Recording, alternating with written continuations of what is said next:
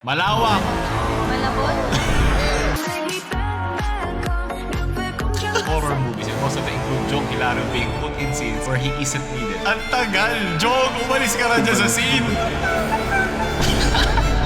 30% lang yung mabibigay ko sa kanyang love. Ba't may accounting? Kaya tayo nagkakaroon ng educational crisis eh! Kung sa mga kaso na pala si Paolo ngayon, dahil mga memes ngayong linggo atin na agad simulan. Mais ganda na tigilan sa sagot ng kontesta tungkol sa Malacanang. Rain! Ano ito? Di ba nakikita yung larawan na yan? Ha? Diyan namamalagi ang Pangulo. Ay ano? Ano? Saan? Saan namamalagi ang Pangulo? Sa upuan! Munisipyo? Pwede siyang bumisita. May marami siyang time, pwede. Easy. Relax. Saan ginaganap yung mga yung mga papiging ng Pangulo, yung mga ganap niya, yung press con niya, yung saan sila nagmi-meeting? Mala? Malawak. Ano? Ang... Malabot?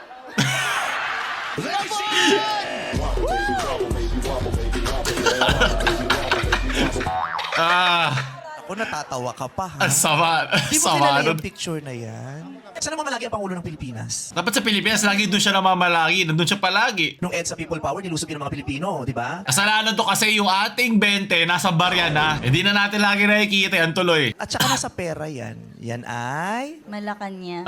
Yun. Malacanang Rain, okay? Malacanang yan, ha? Huwag puro blush yun at saka highlighter sa TikTok, ha? May filter naman kasi. Hindi ko kailangan.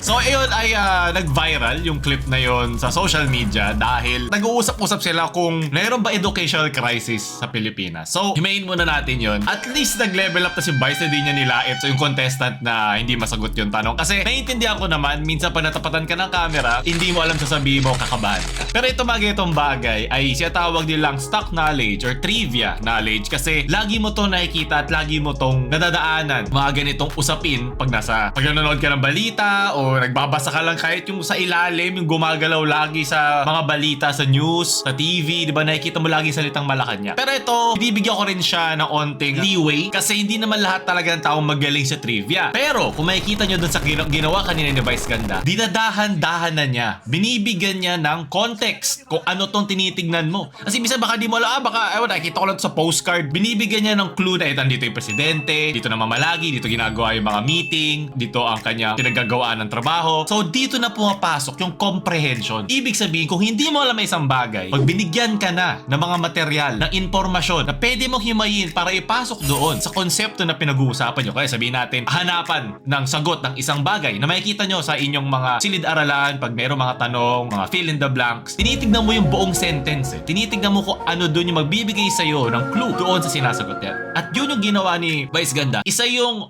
depiction ng para siyang links sa mga impormasyon. Gumagawa ka ng network. Parang Bitcoin no? Gumagawa ka ng network ng mga impormasyon na sinusuporta ng isa't isa. Ngayon, pag nabigay sa'yo, sabihin natin, example lang, may tatlo kong connection. Malacanang, Pangulo, nasa 20. Hindi mo naman kailangan malaman kung ano yung Malacanang, di ba? Pero gagamitin mo yung dalawang natitira para maalala mo na yung pala yung salitang hinahanap mo. Okay, binigyan na ako ni Vice ng nasa 20 siya. Yung isa naman nasa ilalim ay dito na mamalagi yung Pangulo. Ano yung panghuli? Kasi ibang tao nakikita ko para addict sila sa memorization at kala nila ang pagiging matalino o pagiging successful in general ay kailangan marami kang alam. Pero ano ba ibig sabihin ng marami kang alam? Kaya naiinis ako pag lagi sinasabi lang matalino yung isang tao sa papaanong paraan. Marami pang paraan para mahimay mo ang talino ng isang tao. Magaling ba siya? Pag dilagay mo na siya sa isang sitwasyon na wala siyang textbook, wala siyang ChatGPT, wala siyang internet para hanapin yung impormasyon na yun. Paano niya i-apply yung alam niya doon sa trabaho, doon sa pag-aaral niya? At doon gumagawa ng magagaling na mga leader, mga magagaling na mga innovator na nagsisimula ng mga pioneers sa trabaho, sa kanilang mga larangan, sa kanilang mga sari-sariling industriya. Makikita mo yan sa lahat ng antas. Ngayon, paano natin ngayon malalabanan yung ganitong mga pangyayari? Diba? Na kailangan ba dagdagan natin ng mga eskwelahan? Kailangan ba ganyan? Kasama na din dun yun. Kasi syempre meron din tayong mga problema sa ating edukasyon. Napapansin natin na baka hindi siya binibigyan ng importansya ng ating gobyerno. Kasi syempre, kung mas maraming taong mahina mag-isip, mahina mag-connect, mahina mag-fact check, mahina mag-research o magtingin ng mga iba't ibang impormasyon sa kanilang bias. Kasi masakit sa sarili mo pag itong matagal ko na pa naniniwalaan, hindi pala totoo or meron palang sabit to. Masakit siya sa ego natin at mas gugustuhin pa natin ipagpatuloy itong bias natin kesa tamain na ang ating sarili. So, ito yung mga tinuturo, itong comprehension skills na ito, natuturo to sa eskwelahan. Sa maganda mga curriculum, sa mga compensated na mga teacher para magawa nila ng maayos yung kanilang mga trabaho. Hindi yung mga professor o mga teacher nyo na papasok lang sa school, bibigyan kayo ng USB o ewan ko link sa isang YouTube, sana hindi sa akin, at aalis na siya. Yan ang mahirap kasi, kunyari, mahilig ako sa investments, mahilig ako sa investing. Okay, at itong pag-iisip ko ng parang long-term na mga bagay, na-apply ko to sa YouTube. Kasi naayon siya sa aking style. Ngayon, in-apply ko ito sa pag-i-invest. Kasi alam ko, investments ay inaabot ka ng 3 years, inaabot ka ng 5 years, long-term siya. At dahil doon, nagiging consistent din ako sa pag-apply nito sa investment. So, ma-apply mo to sa sarili-sarili nyong mga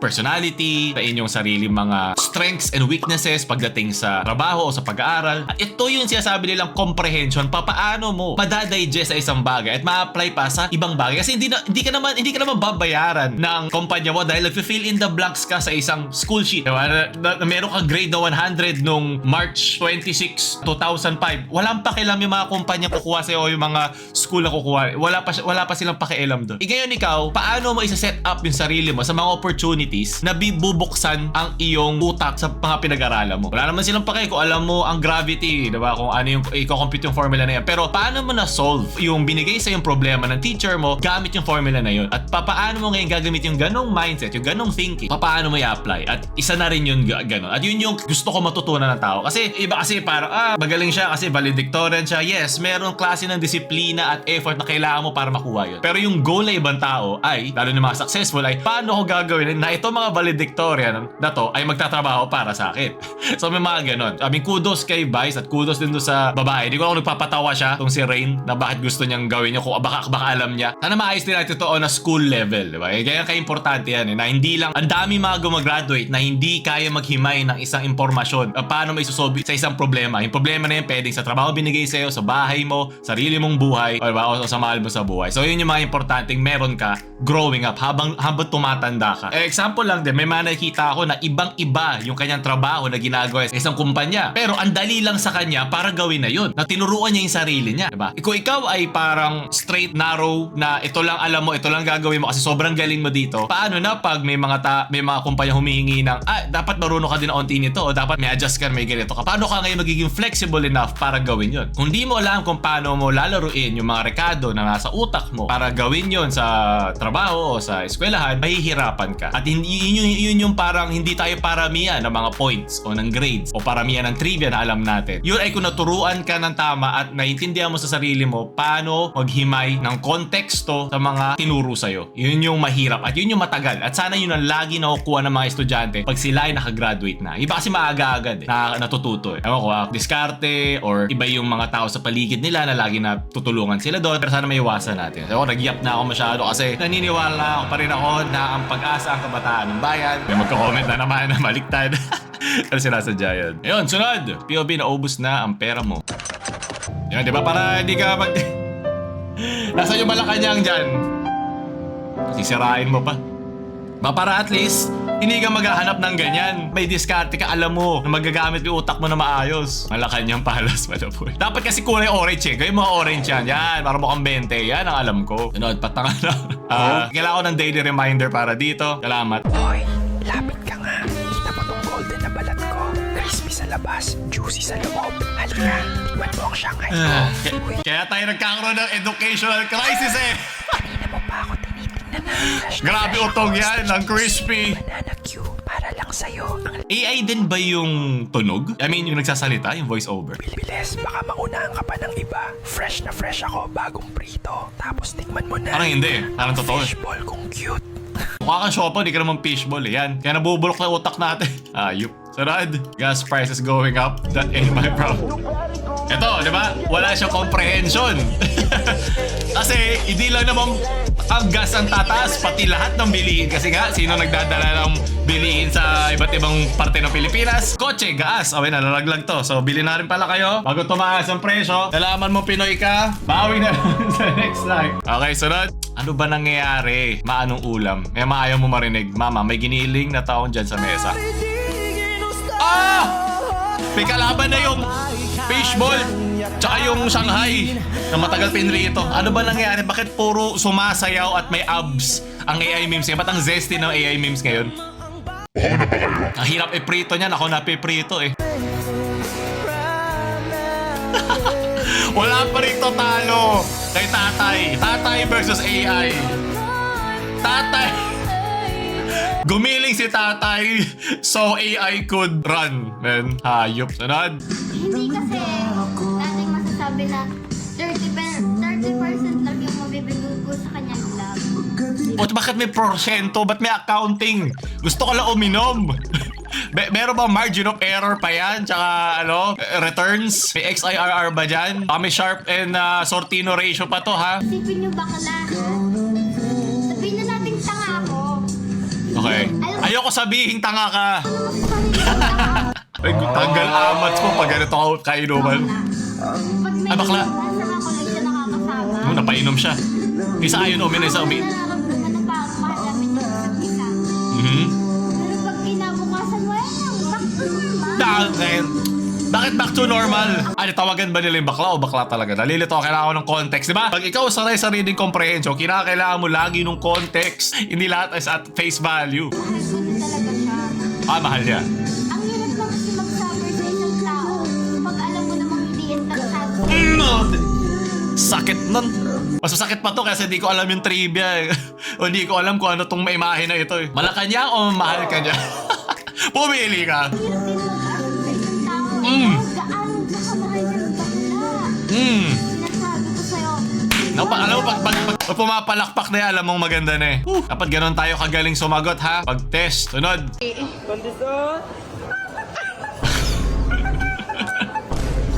AI could never.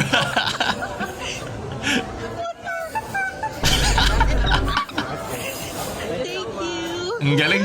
Dapat tumuturog na yun, malayo pa lang eh. Pero nandun na siya, hindi na kailangan pindutin yun eh. Built-in pot-pot. Tunod, higda na baby girl. Well, wala naman siya domain expansion. Ang domain ko ay itong maruming matres na ito na puro mancha galing sa akin tamo. Tunod, ganito. Kulang kasi sa tubig at fiber. Medyo masakit ako pag lumabas, kaya kumain ka ng tama at uminom ng maraming tubig. Ako, ito ang ideal na tae. Senyalis ako ng balancing diet at hydrated na katawan. Smooth lang ako lumabas. Mas papaniwalaan ko to kaysa doktor. Yan ang gusto ko. Magaan sa pakiramdam pag nalabas mo ko, mapapa-thank you Lord ka talaga. Ako ang bilog-bilog na tae, parang ratatat ng armalit kung lumalabas ako. Ingat ka lang kasi baka Bobati. tumulsik ang tubig sa puwet mo. Inom ka lang ng tubig at kumain ng tama. Ako ang Ang iisa lang yung sagot nila. Ito may mais. may mais. Kulang kasi ang katawan mo ng enzymes na kailangan para ma-digest ako. Nguyain mo lang Ha? ako ng mabuti. Hindi, mahirap naman talaga kainin ng mais Kung ah. lumabas sa inidoro nyo. Ba't ako nakikipagtalo sa AI na tae? Ano nangyayari sa buhay ko? Sali ako sa Flip Top Part 2. Yung pinaglaban. At anong sinasabi mong mahaba ang iyong talong? Di ba hindi naman? Di ba pupunta tayo sa sinehan tapos pinipisil-pisil ko yan? Damn, punto sa'yo pero parang penalty pa din. Tayo na talaga. Anong choke? Nagcho-choke lang ako pag sinusubo ko yan. Tangina. Pigilan mo sarili mo! Leche. Sunod. Alam ko, saan ako mainis sa AI o sa totoong tao? Feeding program. Pumahagi tayo ng kabutihan ngayong araw. Okay? Salamat, ang bait mo, isa ka anghel. Sarap mo doon. Tama. Pampulutan. Yan, nakakapagpalambot na tayo yan. Game? Ingat ka ha. Okay, mag-iikot tayo ngayon, ha? Sige, Oh, samahan. maumiiwas na ikot dyan sa iniinom. Alam nyo na. Sunod. Huwag ka na sa bahay kaya nagbasa ka na. Ano yan? Anong manga yan? Ay, speaking of which, nagbabasa ako ng One Piece ngayon. Okay, babasahin ko. Sabi, basahin ko talaga Wano arc. Tapos mag-anime na ako. Pero tignan natin.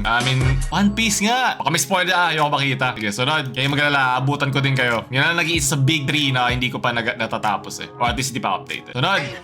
Eto iba. Hey, hapon. Ano to? Kawasaki. Siya to ba tao? What is your name? Watashi wa Vilma desu.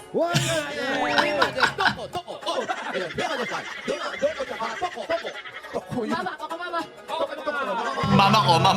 Akala ko cosplay noong una. Sarad. Bakit nasa planet namin? Putang ina, di pa ako nakamove on sa isa. Puta, may bago na naman. Putang inang yan. Anak na Piccolo, si sumasabog. Purok uno, tabi ng bahay ni Goku. Katabi na bahay ko.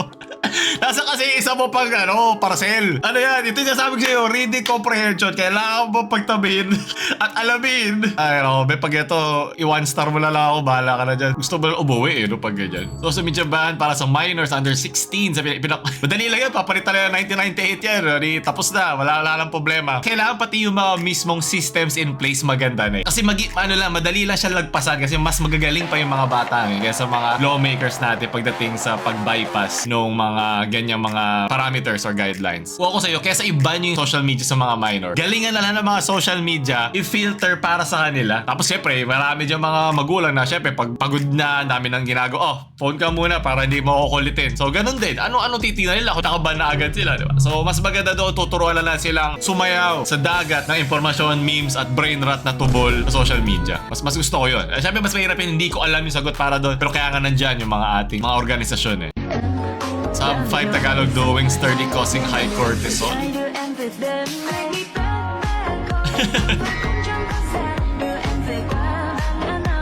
Baitisol, let's go! Tawag sa sayo na yan. Iba hindi yan sturdy no?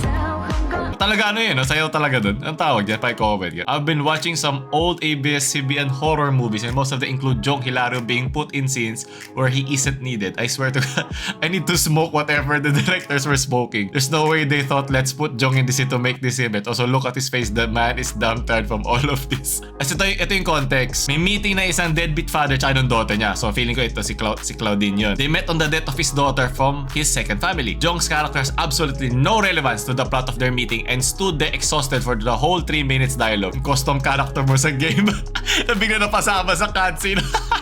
Kailangan ko my God. Kailangan ko malaman. Hindi ako makatulog. Please, need ko ng timestamp. Yon, thank you, Smurf Chat. 3 minutes? Para makatulong sana. Pero Naglo-looks maxing ba si Jong? alam ko, 133 marami rin akong kasalanan kay Sandy at kay What Bessie. the? Ang tagal. Jong, umalis ka na dyan sa scene. Hindi ka na kailangan.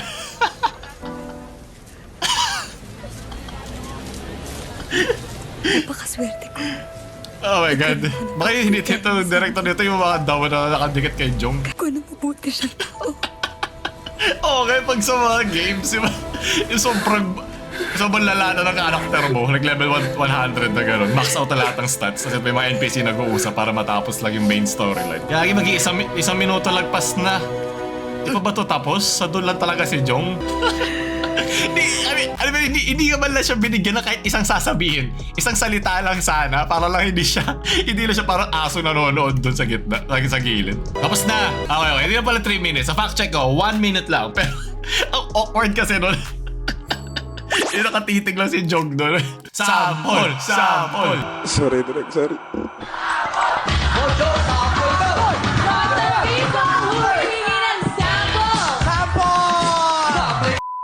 At pauli, pucha, pote, kusang galaalo ko kensay puta.